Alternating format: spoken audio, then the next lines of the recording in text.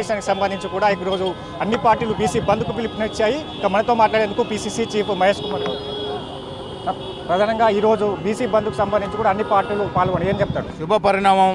అన్ని పార్టీలు పాల్గొంటూ ఉన్నాయి. ఏ రకంగా పాల్గొంటారో అదే రకంగా చిత్తశుద్ధితో ముందుకు పోవాలి. పార్టీలకు అతీతంగా ఈ కార్యక్రమం జరగాలి. ఇది న్యాయమైన కోరిక. అధిక జనాభా తెలంగాణ జనాభా ఉన్నటువంటి వర్గాల కోరిక కాబట్టి మీరు ఏ రకంగా బంద్లో పాల్గొంటారో అదే రకంగా కేంద్రం మీద ఒత్తిడి తేవడానికి ముందుకు రావాలి. అంటే బీజేపీ అంటే కేంద్ర ప్రభుత్వం బీసీ బిల్లు తీసుకురావాలి. బీజేపీ పార్టీ కూడా బీసీ బంద్లో పాల్గొని అధికారికంగా ప్రకటించాలి. 9 షెడ్యూల్లో పెట్టాలి.